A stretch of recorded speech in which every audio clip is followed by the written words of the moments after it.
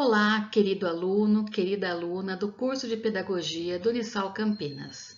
Eu sou a professora Lilian e estou aqui para saudá-los salesianamente e desejar que todos estejam bem e preparados para mais uma videoaula para capacitação no trabalho da oficina pedagógica do curso de Pedagogia do Unisal Campinas.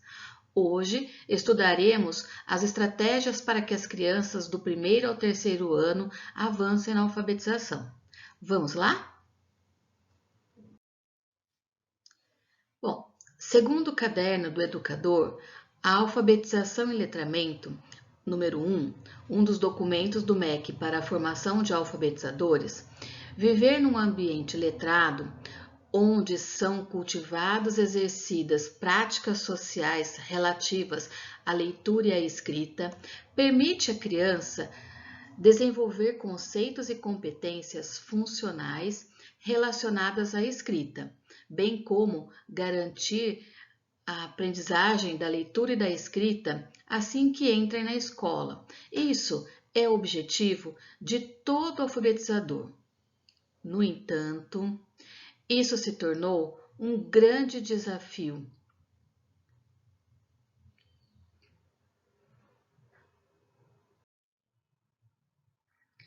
Dessa forma, muitos questionamentos surgem na cabeça do professor ao trabalhar com a alfabetização.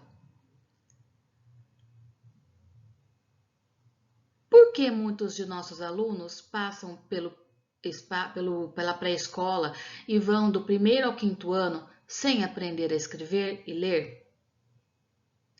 De que forma a leitura, a escrita e a produção de textos vai ter significado para o aluno? Como é que eu posso intervir no processo de ensino-aprendizagem de forma a contribuir com o desenvolvimento dos meus alunos? Que estratégias fará o aluno ler e escrever, produzir um texto satisfatoriamente bem? Para alfabetizar com sucesso, é preciso trabalhar muito durante todo o percurso. E esse trabalho pode ser desenvolvido a partir de 5 eixos de conhecimento na área da língua portuguesa. Todas as atividades que vão ser desenvolvidas precisam estar relacionadas a pelo menos um desses eixos semanalmente. Assim, durante toda a semana, os eixos serão trabalhados.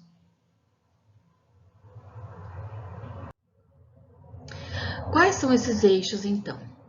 O primeiro eixo é a compreensão e a valorização da cultura escrita.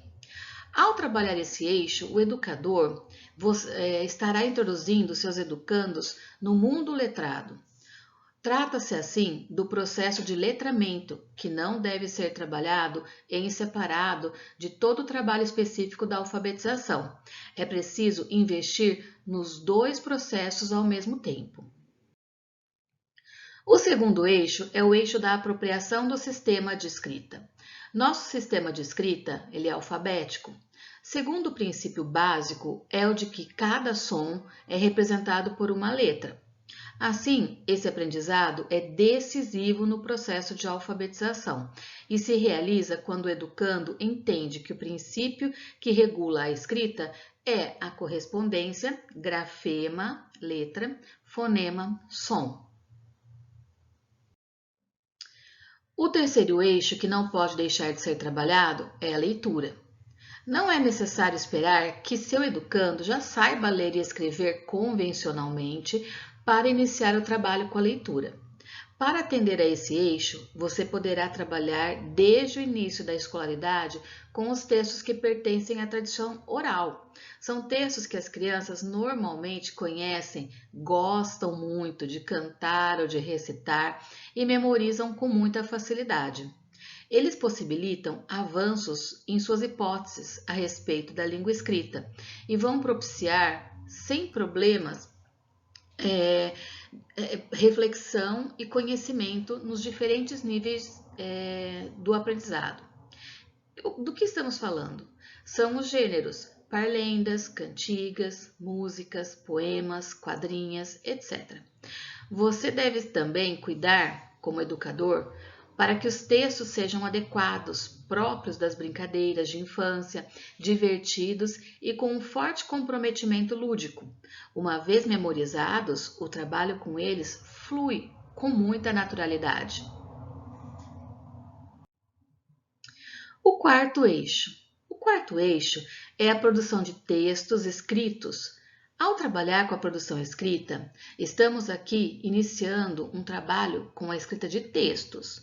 Podemos definir muito simplesmente o que é um texto quando dizemos que é algo que nos comunica alguma coisa. Não importa o tamanho, podendo existir textos grandes ou pequenos, ou até mesmo textos com uma só palavra. Por exemplo, cachorro, quando colocado em uma placa na porta de casa, de uma garagem, todo mundo sabe o que quer dizer. O quinto eixo trata-se, por fim, do desenvolvimento da oralidade. Sim, da oralidade. Este eixo, introduzido há bem pouco tempo no currículo da língua portuguesa no Brasil e reconhecido pela linguística e pela pedagogia, é de grande importância na vida das pessoas. Portanto, deve ser também na escola um objeto de atenção e estudo de todos os educadores, no processo de alfabetização.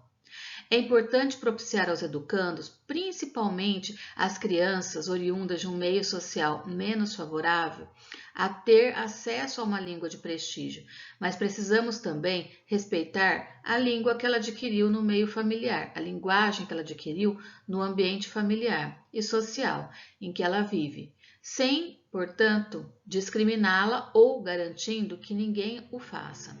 Lembre-se, você, educador, professor, estudante de pedagogia, que ao trabalhar qualquer conteúdo, você deverá sempre iniciá-lo com atividades orais. Bom, mas outros fatores também são necessários para facilitar as ações da alfabetização. Por exemplo, um ambiente alfabetizador.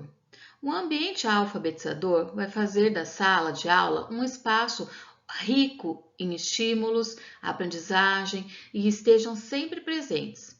É um ambiente que promove um conjunto de situações de uso real da leitura e da escrita, em que os educandos têm a oportunidade de participar. Enfim, um ambiente alfabetizador não é apenas aquele em que aparecem diferentes tipos de texto, diferentes enfeites. É mais que isso. É aquele que tem diferentes tipos de textos que são consultados frequentemente com diferentes funções sociais. Eles devem ser substituídos de acordo com a sua funcionalidade, com o tempo de uso, além de estarem sempre ao alcance das crianças. Também um fator importante são que as atividades precisam ser significativas. Para favorecer uma alfabetização de qualidade, é necessário propor atividades de leitura e escrita que fazem sentido para as crianças. É necessário que as atividades de leitura e escrita aconteçam de forma prazerosa, contextualizada e de acordo com a realidade social dos educandos. Outro ponto muito importante, a capacitação docente. O educador necessita sempre conhecer cada vez mais o nível conceitual e as capacidades cognitivas dos seus educandos, para acreditar que níveis de conhecimentos variados constituem uma riqueza para o trabalho em sala de aula. O embasamento teórico através de estudos, leituras e cursos leva o alfabetizador a acreditar em seu trabalho e que cada criança aprende no seu tempo, de acordo com as suas diferenças e suas capacidades cognitivas. Outro ponto que nós devemos considerar no processo de ensino na alfabetização: a autoestima. O trabalho de autoestima dos educandos é outro fator relevante em qualquer processo de aprendizagem, para reavivar a confiança em suas capacidades de dar conta dos desafios e dificuldades que vão ter que vencer no processo de ensino-aprendizagem e na vida. As intervenções, que é o tema desta palestra. Mais uma vez, o papel do educador é preponderante e necessário nas intervenções que faz para levar o educando a avançar no seu processo de construção de conhecimento. As intervenções devem ser problematizadoras, ou seja, devem colocar bons problemas para serem resolvidos pelos educandos. Conhecer a gênese da leitura e da escrita, que a gente conhece mais por psicogênese, um educador competente conhece profundamente a gênese da língua escrita, formulada por Emília Ferreira e Ana Teberoski, para saber mediar as intervenções e atividades necessárias a obter sucesso no processo de alfabetização. Sempre se utilizando dessas estratégias em seu trabalho, sem dúvida o resultado será bastante compensador. Enfim, algo que está no final das minhas considerações, mas ela não é o último elemento, e sim o primeiro. Realizar diagnósticos. Diagnosticar o que os educandos já sabem antes de iniciar o processo de alfabetização é condição para o sucesso de aprendizagem da leitura e da escrita. A escrita, identificar os conhecimentos prévios e saber explorá-los é fundamental para qualquer aprendizagem. Por isso, preparei uma lista de atividades e no final sempre haverá uma proposta de diagnóstico para você acompanhar a hipótese de escrita dos educandos e fazer a análise dessas listas estudando vai ajudar você a organizar o seu trabalho e pensar, refletir, planejar as intervenções apropriadas ao conhecimento dos educandos.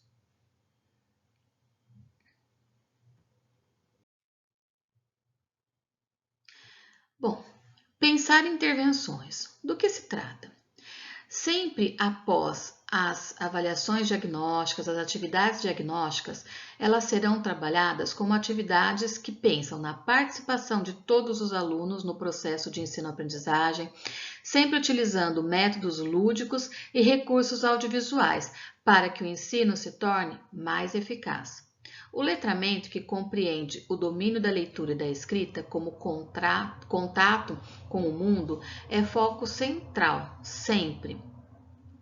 Definir um plano de trabalho com as metas gerais a serem desenvolvidas durante as intervenções é fundamental, assim como definir quais ações e quais atividades, tendo por base sempre as competências necessárias para os alunos desenvolverem e que deveriam ser garantidas no processo inicial da alfabetização e do letramento, mas que nem sempre acontecem. Ao trabalhar a construção dessas competências, acredita-se que cada aluno será capaz, ao longo do desenvolvimento do trabalho, de identificar os diferentes portadores de textos, bem como os seus usos sociais. Dessa forma, espera-se um crescimento na alfabetização e nas produções de textos e, consequentemente, melhores resultados por estudos de modo geral. Então, sempre devemos iniciar pela avaliação diagnóstica das crianças, definindo o plano de trabalho e refletindo, pensando e organizando muito as ações que nós teremos, que são as ações de intervenção do professor e mediação do seu processo de ensino-aprendizagem. Qual o meu percurso metodológico? Qual caminho eu vou seguir para fazer este trabalho? Nesta aula, eu apresento para vocês um percurso metodológico a partir de uma abordagem socio-interacionista, que permite à criança a oportunidade de construir a sua aprendizagem com as intervenções pertinentes, podendo se organizar algumas intervenções.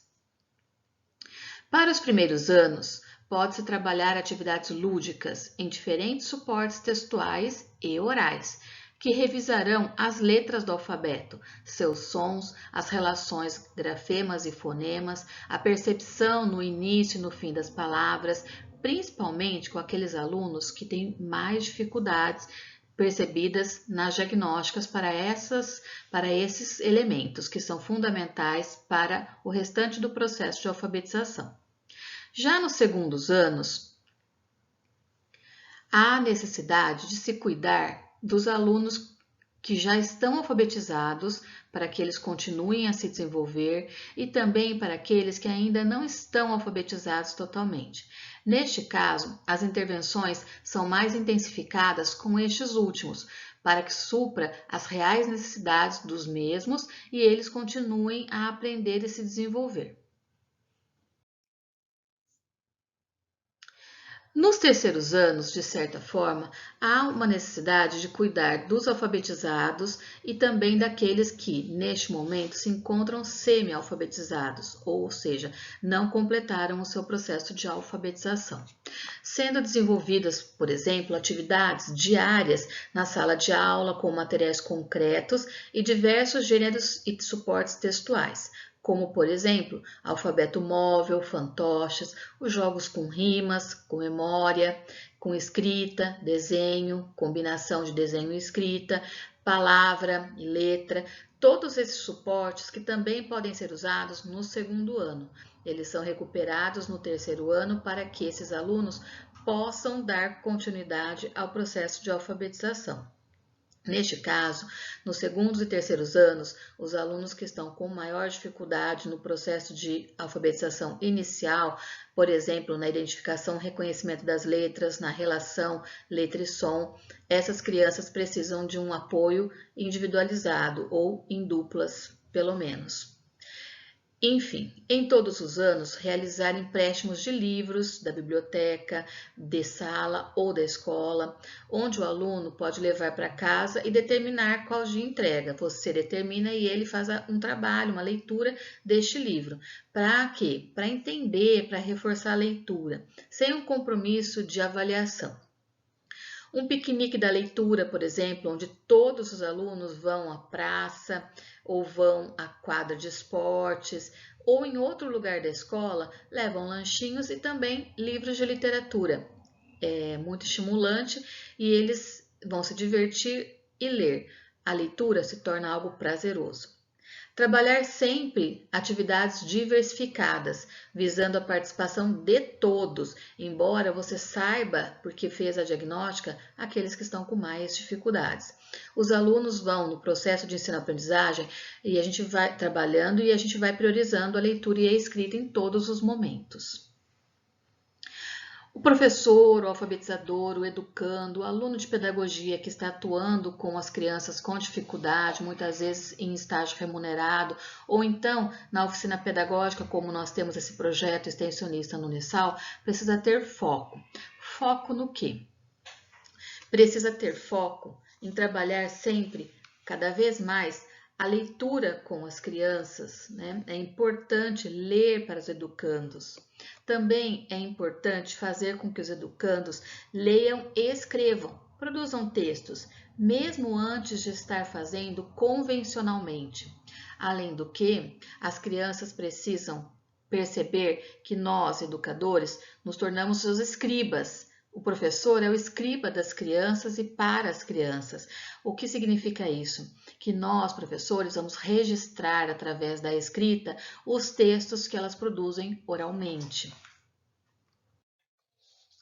Enfim, precisamos também pensar, quando vamos trabalhar as intervenções, que recursos vamos usar e como vamos analisar, né, como vamos avaliar esses recursos. Por exemplo, recursos são livros didáticos, livros literários, informativos, que nós podemos pegar em qualquer lugar que contenha uma informação útil, por exemplo, folhetinhos de combate à dengue, folhetinhos de informes de preços do supermercado, da farmácia. Podemos usar fantoches, malas de histórias, álbuns de figurinhas, cartazes, enfim. Todos esses materiais são recursos que nós podemos utilizar nas nossas intervenções pedagógicas para a alfabetização. A avaliação sempre será diagnóstica para perceber como é que as crianças estão no início de processo de alfabetização ou no início de ano ou num final de trabalho com um módulo de conteúdos e conceitos para que ela possa começar o outro.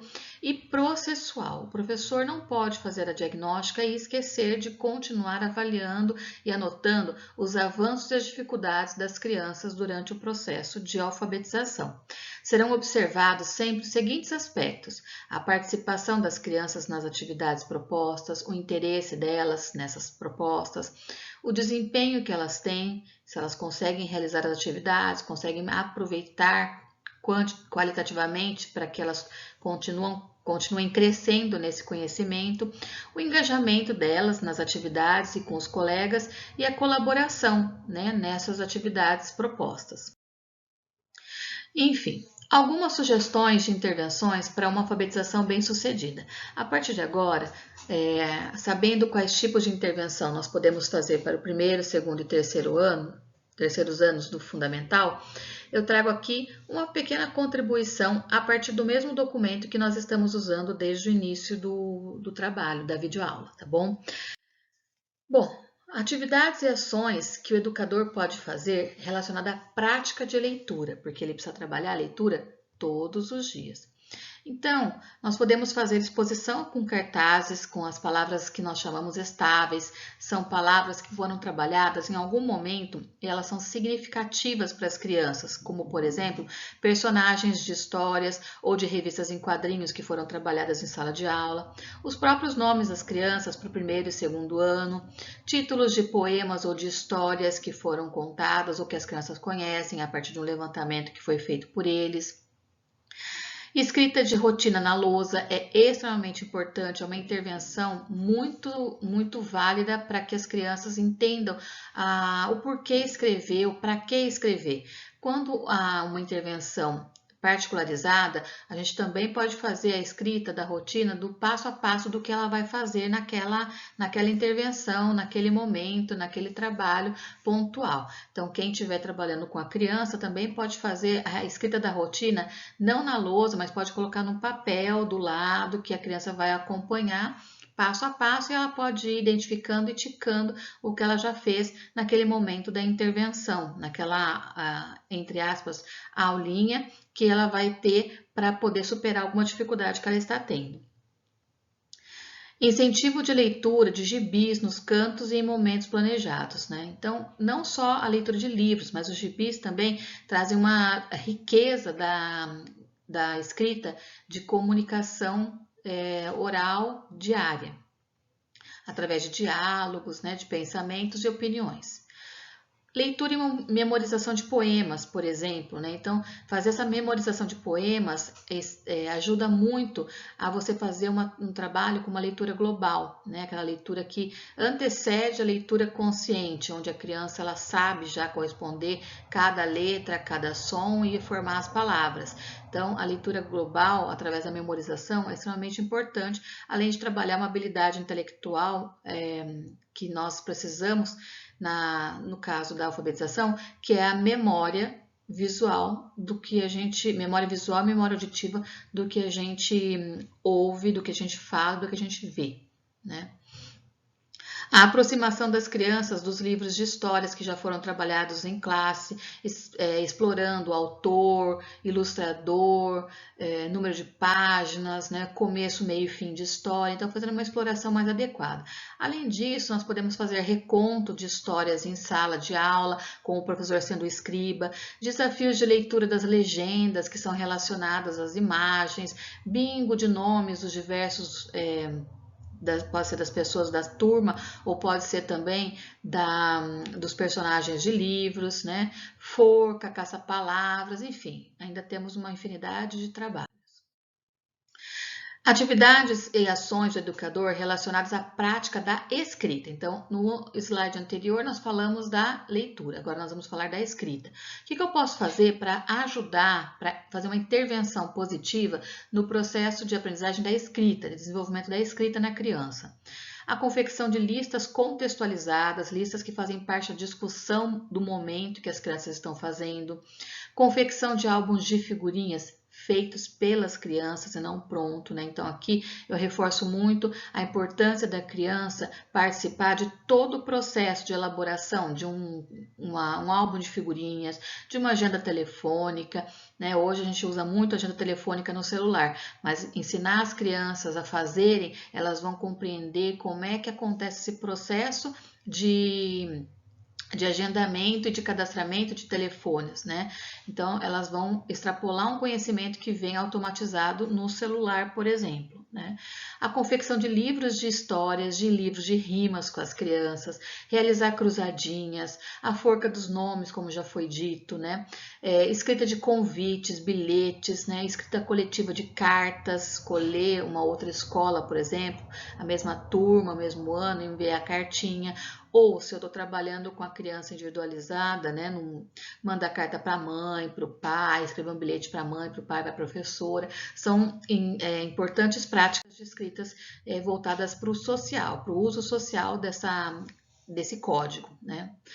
Bom, sugestões de atividades que são importantes para o trabalho de alfabetização a partir das músicas. Então, cantar a letra de música, acompanhar com o dedo, né? Transferir tudo que é falado com melodia, com ritmo, para o papel, para que a criança possa ver que também se pode registrar as cantigas que ela gosta de cantar, eles podem escolher.